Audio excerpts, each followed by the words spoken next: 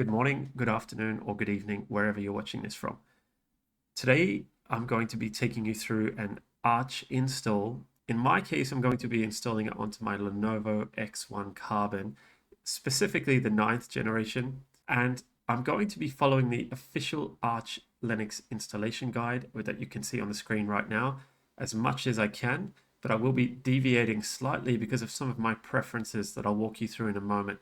Now, it's always important to consult the official Arch Linux installation guide, and in fact, in the recent years, there has been a lot of progress made with respect to the Arch Linux installation script. So you could even skip the manual installation that I'm going to be doing today.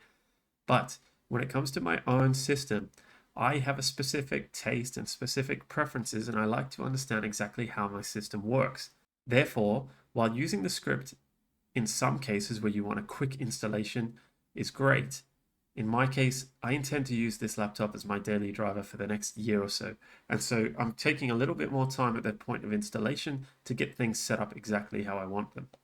Specifically, we're going to be installing BTRFS or BTRFS. BTRFS is a modern copy on write file system for Linux.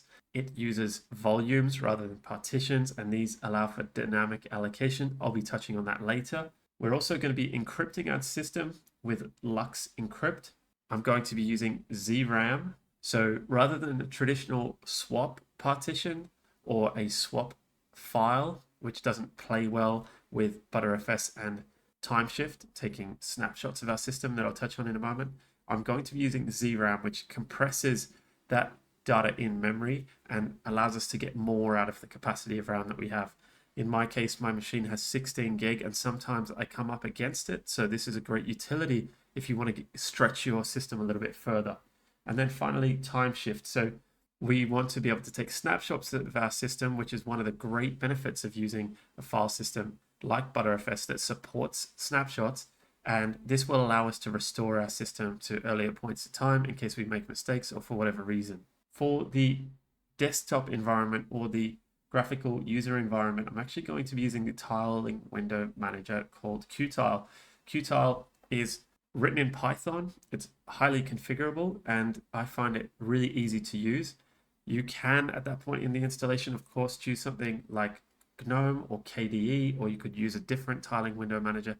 That's up to you. Specifically, this tutorial is for QTile, but at that point, I will highlight where you're going to be able to shift it to another desktop environment or tiling window manager of your choice. So with that being said, let's get started.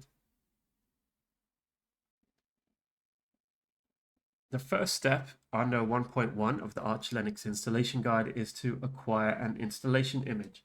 So go ahead and go to the download section and download the latest Arch ISO using whichever is your preferred mechanism. I've already downloaded it. So now in the next step, we need to verify the signature. Please go ahead and do that. I'm not going to cover that in the tutorial, but it is recommended. And then finally, we need to prepare the installation medium. So in my case, I'm actually on a Windows machine, believe it or not. So I'm going to use a utility called Rufus. Rufus just allows you to create bootable USB devices or drives from an ISO, and it's really straightforward to use. If you're on a Linux system or you're on a Mac system, I will leave a link in the description of the tutorial on how you can write to a USB. So I'm simply going to open up Rufus. I've selected the USB device that I've inserted into this machine that I'm working on at the moment, as well as the Arch Linux ISO that I've just downloaded and verified.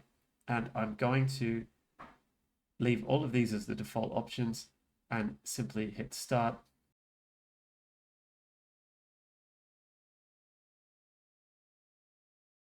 Great. The Arch ISO has been written to my USB device. Now I can safely remove that device and we can insert it into the target machine. In my case, I'm going to be installing this Arch Linux setup on a Lenovo X1 Carbon 9th generation. Just for your reference, it's got 16 gigabyte of RAM and it's got an i5 processor. It doesn't have a dedicated GPU. Let's now insert that USB into our target device. In this next section, I'm going to boot the target device with the USB that we've loaded the Arch ISO into. So I'm going to turn on the device, and then in my case, in order to get to the boot menu, it's hitting F12 at startup. Your device might be different, so just have a look at the manual.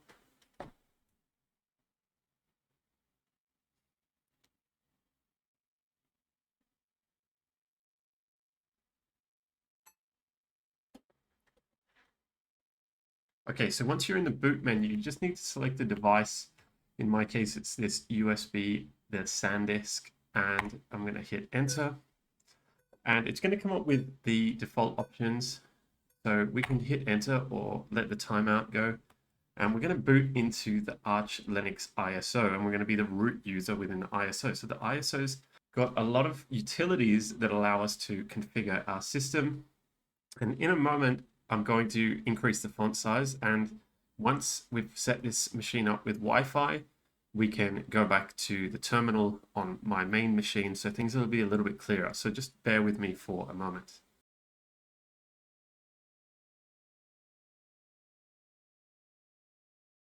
All right, so we're successfully booted into the Arch ISO.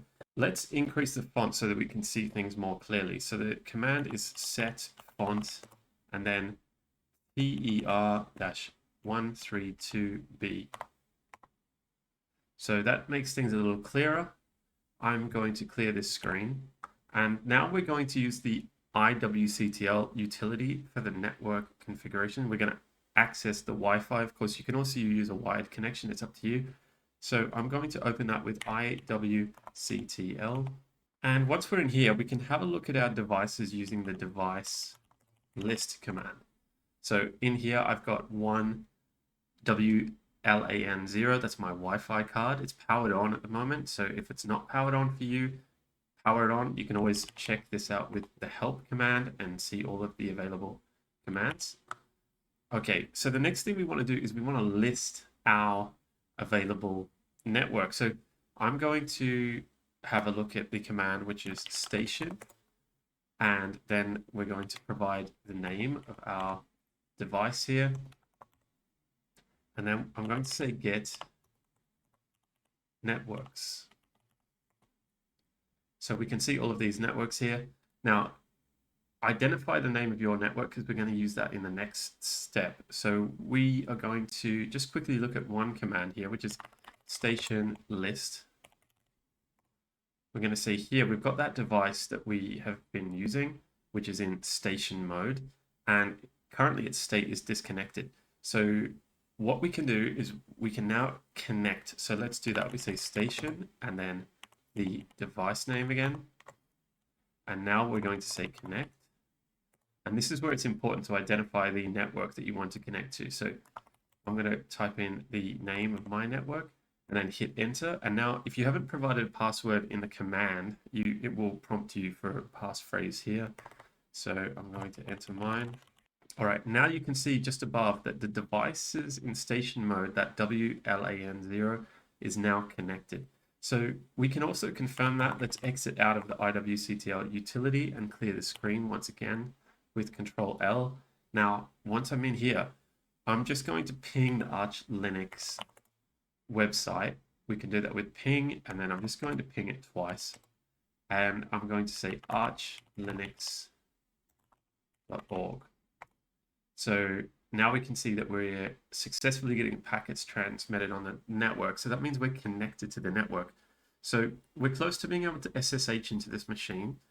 The only thing is, in order to be able to SSH, we've got to make sure two things are running. So the first thing I'm going to do is I'm going to say systemctl status sshd.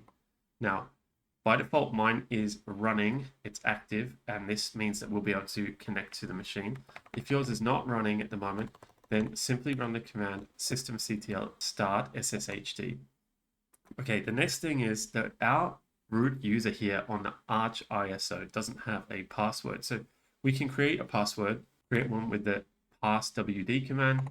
Just make it super simple because this is only going to be for temporary usage. Once we actually install Arch on our machine, right now we're working off the USB ISO, we're going to set the root user password again. So it's okay to just use a very simple passphrase in this case. I've created that. So now the only thing that we need to do is just get the IP address And once I've got that, I'll be able to SSH into this device. We'll do that with IP8DDR show. And we can see here that we have that IP address. So I'm going to log into that, or SSH rather, into this machine that we're doing the install on, and I'll see you in a moment.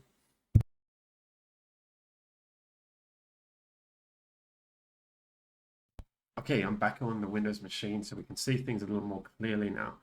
Now, the thing that we want to do is SSH into the target machine. So we've just put that target machine on the Wi-Fi, and we've also created a root user password. So now what we need to do is just SSH into it. So we can simply say, now we need to say root, because we're going to be SSHing in as the root user with the password that we gave it. And now once we've provided that and we hit SSH, you can set this fingerprint. Just need to provide the password that we created. And now we're inside the Arch ISO. So from now on in, it'll be much clearer, much easier to work with. Okay, so the first thing that we can do, and according to the documentation, is once we have connected to the internet, then the time date will automatically be synchronized. We can check that with time date CTL here. Now, the first thing I'm going to do is I'm going to just change the keymaps, because if you don't have a standard US layout on your keyboard, then you'll need to do this. In my case, I do, but just to demonstrate, I will go ahead and I'm going to list the locale keymaps. We can do that with locale CTL list and then keymaps. Now, in here, there's a lot of options. I'm actually just going to make it a little bit shorter. Let's say if you wanted to have a look for your specific language, let's say you wanted to look for French, then you could have a look using FR. In my case, I want to just look at US because it's a standard.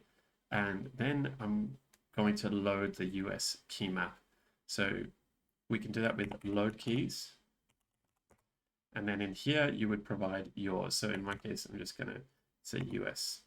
We also want to verify that we're in UEFI boot mode. Now, you can use other boot modes or systems, but it's important to know that you need to consult the Arch Linux documentation if you're using a different boot mode. I'm using UEFI 64-bit, and the way that I would confirm that is I would use this command cat sys firmware and then EFI followed by FW platform size, and this comes up with 64, so I'm using the 64-bit UEFI boot mode. Just verify that, and then depending on what you've booted into, just check that and refer back to the documentation.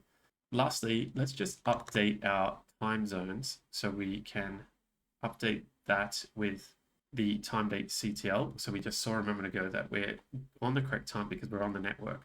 But what we want to do is we want to actually check our time zone and apply our times. So let's clear this and let's say time date CTL list time zones.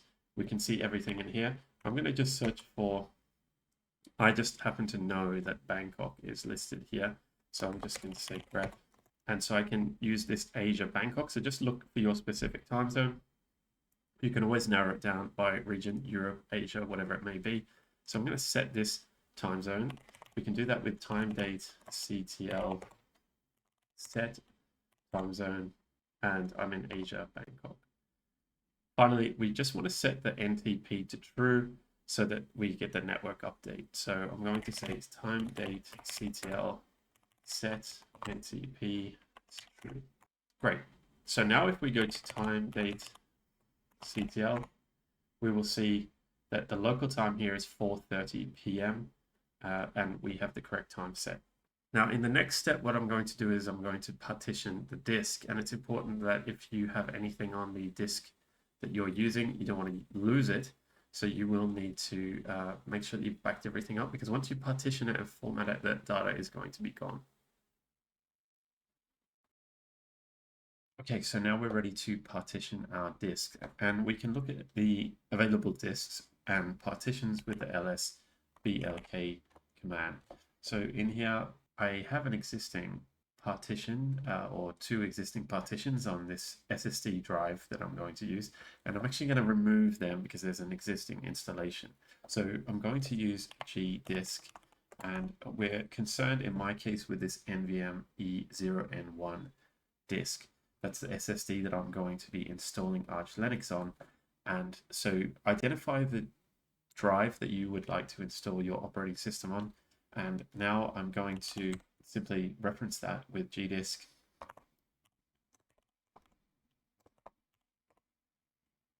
Now, once we're in here, we can use the question mark command to see all of the available commands. And the one that I'm going to use is O.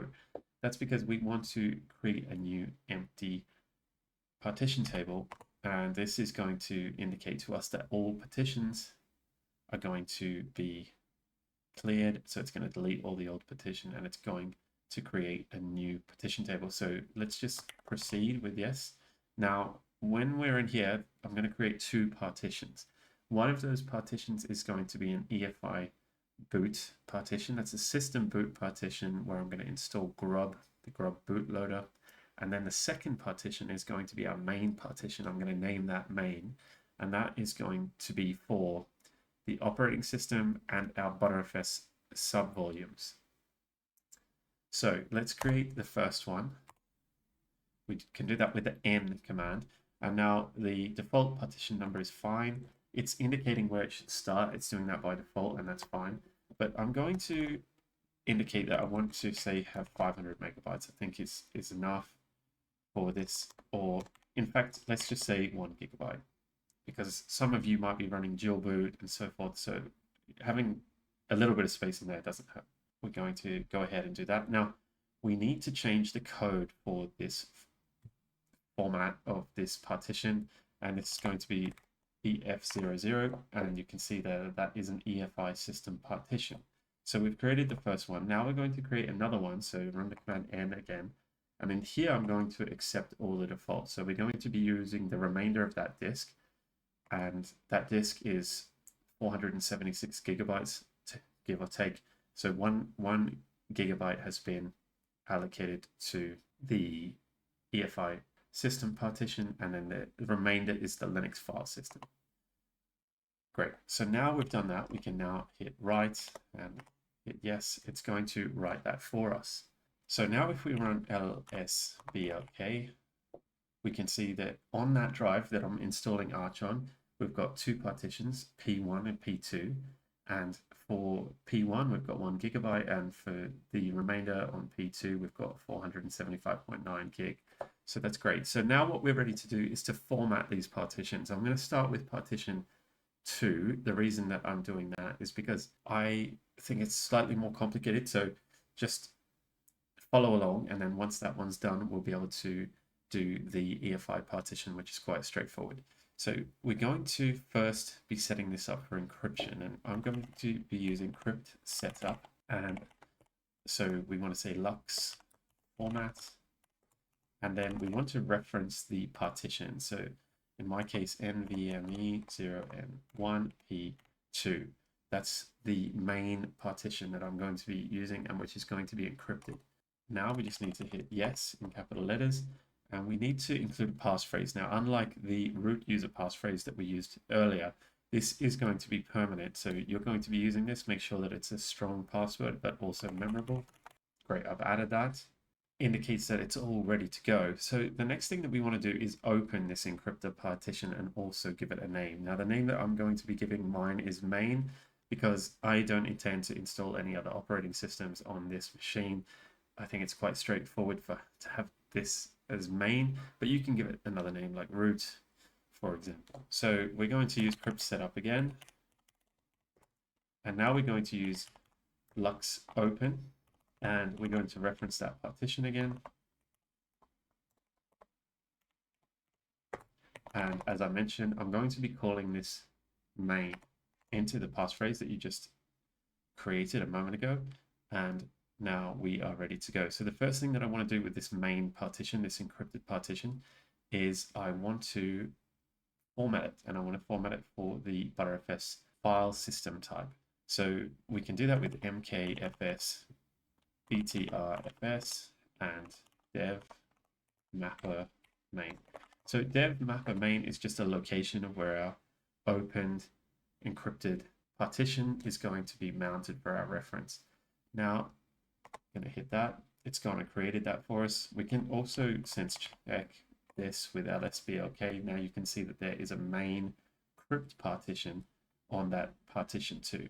So that looks good. Now, what we need to do next is we need to mount this main partition to the mount directory on our Linux system. So in Linux, when we want to mount some temporary device, we use mnt.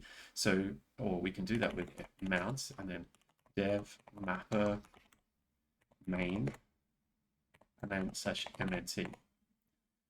I'm going to cd into the mnt directory just so we can clear this. We're in the mnt directory, and in here I'm going to create 2 subvolumes. So you can create additional subvolumes if you'd like, but I find for my use case that 2 is ample. So you can create the root directory, I'll do that in a moment, and then a home directory. Other people, I've seen other examples of where they include the logging, whatever it may be, but in this case, I'll just stick to the 2. So we do that with BTRFS and then subvolume create. And I'm going to create the first one with @ that indicates that this is the root subvolume, and then the second one I'm going to say is home. So we've got these 2 subvolumes. Now I'm simply going to cd and we're going to go back to our root home directory. So if we hit our print working directory, we're no longer in the mnt mount point. So I'm going to unmount mnt. The reason I'm doing that is because I want to reset it, and I want to allocate these subvolumes and also our EFI boot partition to certain directories within mount. So the first one I'm going to mount is going to be the root subvolume. So we're going to do that with mount, and then I'm going to pass it some options. So no A time, that's going to increase startup speeds. We've got SSD, we're using an SSD compress, which is ZSTD, and that's the same compression algorithm that we're going to be using with ZRAM later. Space cache, we've got to use version 2. Discard equals async for better speeds. And finally, we're going to call this subvolume is going to be the root subvolume. And so I'm going to reference dev mapper main mnt, and I've misspelled main there. Okay, the next thing that we need to do though is we actually need a home directory within our mount directory. The reason is so that we can map the home subvolume to that directory. So I'm going to go ahead, I'm going to do that. The way I'm going to do that with mkdir, I'm going to create mnt home. And we can check that that's created with lsmnt. You can see that that directory has been created. And now I'm going to simply run that same command, but this time, rather than being home, I'm going to just reference that it's in the home directory within mnt, and the subvolume's name is home. Now, finally, I mentioned that the second partition is a lot easier than the EFI partition. So let's quickly do the EFI partition. And that is, rather than a BTRFS, it's going to be a FAT32. So I'm going to say mkfs.fat f32, and that's going to reference nvme0 and 1p1. So we're concerned with the first partition on the disk, if you recall, when we used gdisk. So I'm going to format it, and then I'm going to create another directory within mount, and that's going to be boot. So I'll say mnt boot, and in there I'm going to mount the EFI partition. I'm just going to say mount, and we're going to mount that to mnt boot. So our partitions are formatted and they are mounted. Now we're ready to install the base packages. Okay, so before we install our base packages, we just want to run reflector. The reason is that reflector is a utility which optimizes our mirror list, and it's actually going to update the mirror list in etc pacman.d mirror list. And it's the only setting which gets migrated when using packstrap from the ISO environment to the actual Linux, Arch Linux install on your machine. So I'm going to run reflector C, and I'm going to pass Thailand as country. I'm going to look for 12 records, and I'm going to say I want to sort it by rate, and then save this into etc and then pacman the mirror list. So it's going to overwrite that. It's going to take a moment because it needs to test the mirrors and then overwrite the mirror list. So now what we're going to do is we're going to install our base packages. We're going to use the packstrap command, and with packstrap we're going to reference mnt, and I'm just going to pass base and then Linux headers, then Linux firmware. We're going to see later on that there's an opportunity to install additional packages, but these are the packages at a minimum that I like to install here.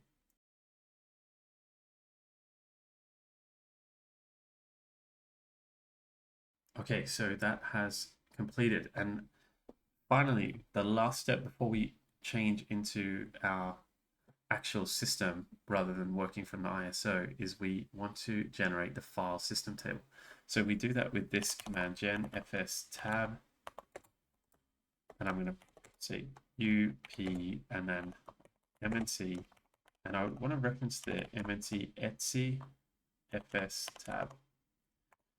So that's going to generate that file system table, and it's going to put it into that file in etc, which is obviously in our root and our mount, and it's going to generate that fs tab file. We can sense check this with cat and say mkinitcpio fs tab, and in here we can see, if we just zoom out slightly, we've got this file system, it's got this root, it's got home, and it's also got this EFI partition.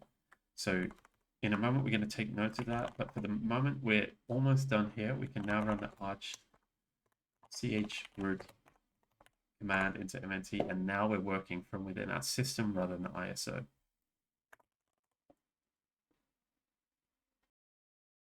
Okay, so we are now in our actual live system, but we can't reboot yet. There's still a few settings that we need to change before we can safely reboot. Now, the first thing is we want to update the locale, and I'm going to start with the time zone. We already did that in the ISO, but those settings haven't been copied over. We can do that with ln and then sf USR, which is Universal System Resources, share, zone info, and I'm in Asia, in Bangkok, and I'm going to put that into, or make a symbolic file link here, into etc and then local time. Next, we want to sync our hardware clock, and we can do that with hw clock //systohc. Earlier, we didn't do this next step, which is the locale generation. I'm actually an Australian, so I prefer to have the locale gen for Australians. So what I will do is I will go and have a look at the locale gen.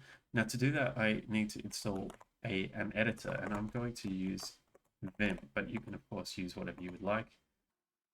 So once I've got Vim installed, then I will simply go and have a look at etc and then locale.gen. In here, I'm going to just have a look for AU. And once you've found your specific locale, then just uncomment that line and save the file and exit out. You can do that in Vim with WQ. And now I'm going to run locale gen. And you can see that it's generated the locales for Australian English. Now what I'm going to do is I'm going to echo that. So we're going to say lang equals en au utf8, and I'm going to put that into the etc locale.conf. Now you can also do this for your keymap. Now by default, US English is the default, and that suits my system. But you can have a look in the file. If this is interesting for you, you can edit the file etc v console. And in here, if you've got a different key map, and we did this at the start of the tutorial, you can add it into that file and save. Now, the next step is we can change the host name. So I'm going to call this machine X1 because this machine is in fact an X1 carbon. It's just what I call it. You can call it Arch, you can call it whatever you'd like. So we can do that with echo, and then I'm just going to say X1. I'm going to pass it into etc and host name. Next, I'm going to create a password for my root user, and we do that with passwd. Now, we did create a root user password in the ISO environment, but we're now on our actual system, so we need to do this again. This time we want to give it a better password, so go ahead and do that. All right, so I'm going to create a user, and the user is going to be called rad, so I'm going to use the user add command, and I'm going to ensure that they've got a home directory. I'm going to add it by default to the users group in case I create new users, and I'm also going to add it to wheel, which is used for sudo. And as I mentioned, I'm going to call myself or my user rad, and you can use whatever is appropriate in your case. Now I'm going to create a password for my user. I can do that with passwd and then the username that I just created. And I want to add this user to the sudoers group. Now, I didn't actually install sudo yet, so I will do that now, and we can install it with pacman s sudo. This is going to become apparent later, but just for reference, in case we don't forget. So I'm going to echo the username, and I'm going to say all,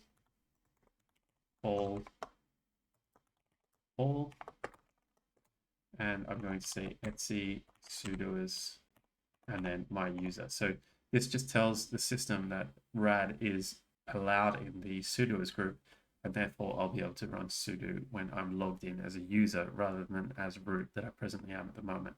Okay, now I'm going to install some additional packages, and don't be overwhelmed. I'm going to try to explain what the packages do, but it's important that you also go through these packages so that you understand what you're installing. So we do that with pacman and then s, and I'm going to install base devil. That can be quite important for some, especially if you're a developer or you're doing more advanced stuff with Linux. And then I'm going to say BTRFS progs. Those are some utility programs for BTRFS. We've got grub, which is our bootloader, EFI,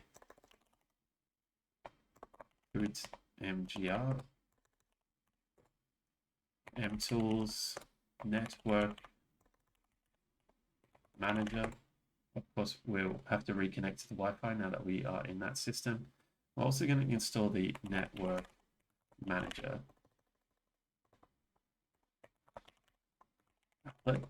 That'll make our life easier when we are connecting to the network. We open SSH because I want this machine to be available for SSH. We've already got Vim, and we're going to include get and then IP tables NFT, IP sets, and firewall D, ACP ID, reflector, grub, BTRFS, because we want grub to work with our BTRFS file system, and especially when we've got snapshots. Now, depending on your CPU architecture or the manufacturer, you'll want to install either AMD code, or in my case, I'm running an Intel processor, so I'm going to say Intel U code, and that's just for security and bugs. Now, in the next couple, I'm concerned with our graphical user environment or our window manager. So if you're going to follow along, I'm going to use QTile, which is a window manager written and configurable in Python. But if you'd like to install KDE or GNOME or something like that, then you can go ahead and do that. I'm going to install QTile, and then I'm going to use XOR for X11. I tried it with Wayland and I found it to be buggy. So I'm also going to install light DM, which is a login screen, and we're also going to have a light DM GTK greeter, and that's just the login greeter. Next, I'm going to install the man pages. So by default, Arch Linux doesn't come with this, so we want to install man db, man pages, text info. Now, I want to have Bluetooth on my system, and if you do as well, then you can install Bluers, and then Blue as utils. I want audio on this system, so I'm going to say pipewire, alsa, utils, pipewire, pulse, pipewire, jack. In my case, this machine had additional driver requirements or package requirement, which was SOF firmware in order to get the sound working. And then next, I'm going to install a nerd font. So this will make some of the fonts work in our system. And I'm going to install Alacrity, which is a terminal emulator. And then finally, a browser. You can install whatever you'd like. I'm going to install Firefox. Okay, so I just made a typo there with grub BTRFS and also TTF Code nerd. Make sure that you have caught onto that. And I'm going to hit enter. We can just hit the default, and it's telling me that IP tables NFT is in conflict, so we can remove it. That's fine. Now just hit enter, or yes rather, and now this is going to take a moment to install, so I'll be back with you in a moment.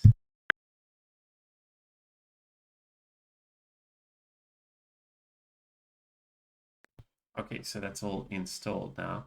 Okay, now we just need to update our mkinitcpio.conf file, and we need to do this for BTRFS, and I'll show you in a moment.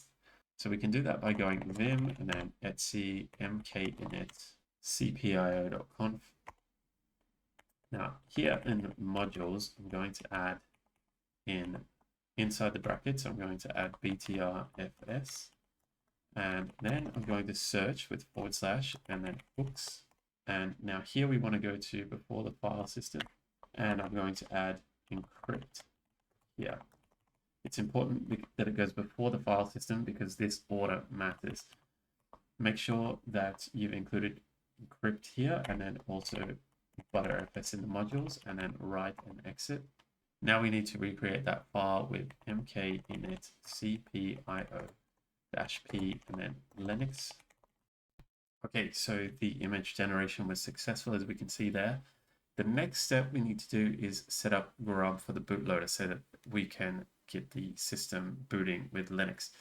With that point that I just went over then, it's important because we've set out drive up our main partition with encryption. So it's important that you do include that in the hooks and also in the modules.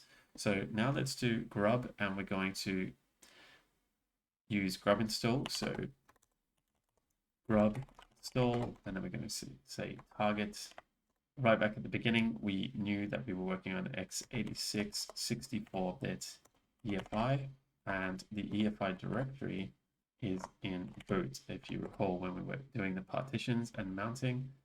Now the bootloader ID is going to be grub. Check that to make sure everything looks good.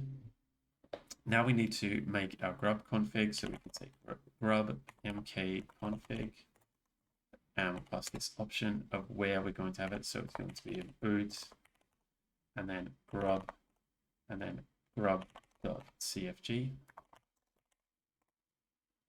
Next, we need to edit the grub config. So if we go to vim and then etc and then default grub, we need to go to the grub cmd command line Linux default. And in here, we need to add some options. Specifically, we need to add the crypt device UUID. So the way that I'm going to do this, we're going to exit out of this, and we're going to get that ID with blkid, and I'm going to pass the dev nvme0 and 1p2. That's the device that has the encrypted vaults on it, and you can see it there. So we want to grab that, and I'm going to actually push this and append it to the grub file, the default just so we've got it, and then I can grab what I need from it. So the way that I'm going to do that is I'm going to say etc and then default and then grub. So if we go and edit that file, if we go right down to the bottom, you'll see that we have all this information. So we can grab it, and I'm just going to put it here for reference. Now, what we need to do is after quiet at the end, I'm going to remove that. And what we need to do is we need to include a crypt device. So we say crypt device is equal to UUID. And this is where we want to include this here. So we want to say UUID equals, and then what we need to say is this, we're going to map that to main. If you recall, that's the name of the encrypted partition. Now we're going to say that root equals dev mapper and main. If you recall that that is where that is located. Now remove all of that and make sure that you close the quotes. Just have one quick look again. So we've got the settings that already existed there in the beginning, log level 3, quiet, and then we've got the crypt device, we've got the UUID. Now this is not the UUID of the mapper, this is the UUID of that partition. We got that using the blkid command, and then we need to tell it what the partition is called. And then in here we've got the root dev mapper and then main once again. So exit that with WQ. Now we need to recreate the grub config file. So we can do that with grub mkconfig and then pass it the option boot grub grub.cfg. Great. Now we can just enable a few services. So we're almost ready to restart everything. What I'm going to start first is we're going to have a network manager. So I'm going to say system ctl enable network manager. I'm going to have Bluetooth. So we just remove that. I'll replace that with Bluetooth. In my case, and this is optional for you, but I'm going to have SSH. So we could say we installed OpenSSH before, so we can systemctl enable SSHD. I need to enable the lightdm, and this is our login screen. So we can say lightdm.service. The firewall I'm going to enable, so that's firewall D. I'm going to enable reflector timer. So this means that on a periodic basis, going to optimize your mirror list, trim for trimming, and then finally we've got ACPID. Okay, so we've enabled all those services, and now is the moment of truth. If you've done everything according to this guide and you've referred to the Arch official installation guide, then you should be ready to reboot your machine. So we can simply exit and then reboot. Now we're going to switch over to our machine. Okay, so now I'm going to boot into our Arch Linux install on the machine. I've removed the USB with the Arch ISO, and I'm going to simply turn the machine on. We should see that it's going to boot into the grub bootloader. So in a moment, you should see the grub bootloader. And I'm going to select the first option, which is the default Arch Linux. It's going to be a little bit difficult for you to see this, but just bear with me. Now, here you're going to be prompted for your password. This is the password for the encrypted partition. So go ahead and enter that. And now you're going to be presented with a lightdm greeter. Its contrast is a little bit off, but here I'm just simply going to add or to enter the password for our user. And now we're logged into our machine. Okay, so we are in QTile, and QTile out of the box is pretty bland. I will do a follow-up video on how to customize QTile, but for the moment, that's out of scope because you may have installed some other desktop environment or tiling window manager. But there are still a few things that we need to do. Firstly, we need to connect to the internet. We also need to install ZRAM Timeshift as well, and also auto-cpufreq for battery management, power management. Before we can do any of that though, let's connect to the internet as I mentioned, and then let's install an AUR helper, an Arch user repository helper. So the first thing to note in QTile is that by default, spawning a program can be done with super and then R. And then if you recall, we installed Alacrity during the installation process. So click on that. Now, if you want to list your networks, then you can simply use the network manager CLI command and then dev Wi-Fi. That's what I'm going to use. And in here, you're going to see in a moment, it's going to show us all of the available Wi-Fi networks. So this is actually the one that I want to connect to. So just remember that the network that you'd like to connect to. Now, next, I'm going to say nm CLI and then device Wi-Fi, then the name of the, then connect, and then the name of the network.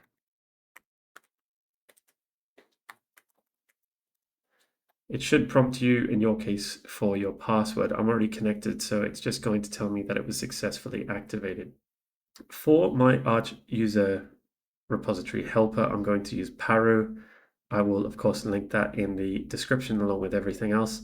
There's some installation instructions here, so just grab those and go ahead and paste them in.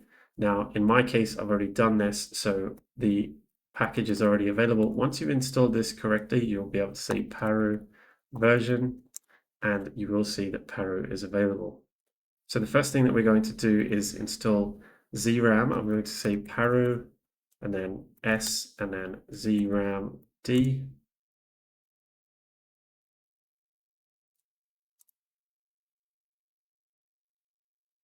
Okay, so just accept the changes. Once that's installed, just clear the screen, and then now we just need to say sudo systemctl enable -- now, and then ZRAM d.service. Okay, now if we use that command that we were using earlier in the tutorial, lsblk, you'll see that we now have this 8 GB partition. It's not actually a partition, but this is ZRAM's configuration, and we can see that by default it is for 8 GB. You can always change your ZRAM configuration. You can have a look at the file, and in order to edit it, you will need to use sudo. You can say sudo, and then it's in vim etc default ZRAMD. And in here you can see that that is the default amount of RAM, which is, or default amount in megabytes that the swap size is for this compression technique that ZRAM uses. I'm not going to change anything. I'm okay with those. And now the next thing that I want to introduce is the auto-cpufreq, and I'll just exit this here. So in order to install auto-cpufreq, we're simply going to say paru, and then S, and then auto-cpufreq. Accept the changes. Okay, so that's installed. And then much like with ZRAMD, we're just going to enable it. So sudo systemctl enable now auto cpu freq.service. Now, the final thing that I want to touch on here is Timeshift, and Timeshift is a way to restore your system when you're making updates. Say, for example, if there's something wrong with the latest Arch release or something like that that crashes your system, then it'll show you in the grub menu that you can roll back to a previous release. So we're going to see paru S, and then Timeshift, and then also Timeshift auto snap. Install both of these. Great. Now we can have a look at creating in Timeshift. So what we would say is sudo timeshift -- create, and we're going to give it some comments. So I will just say 31 July 2024, start of time, to say that this is the first ever change I've made, or first ever snapshot. And then I'm going to pass the tags. I'm going to pass D for daily. You could also pass W. Great, so it's created that snapshot. And now we need to, in order for grub to be able to see this, what we need to do is we need to edit the grub BTRFS configuration file. So the way that we do that is with sudo systemctl, and then we say edit full grub BTRFSD.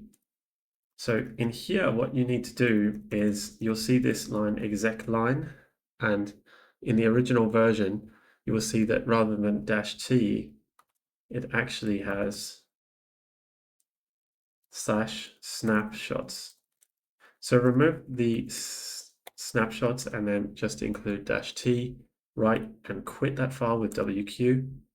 And lastly, we just need to use the make config. So let's say sudo grub make config, and then we're going to pass it the options, which is the boot drive grub.cfg. Great, so you can see it was successful. Now, the next time that you boot your machine, you will see the snapshot that you created there, and it will allow you to boot into that snapshot rather than into your Arch installation, just in case perhaps something went wrong with the update or there's some other reason that you need to restore. That concludes this tutorial. I'd like to thank you very much for taking the time to watch this video. Please hit the like button and subscribe if you enjoyed it, and drop any ideas in the comments if you'd like to see any other tutorials. Thank you very much.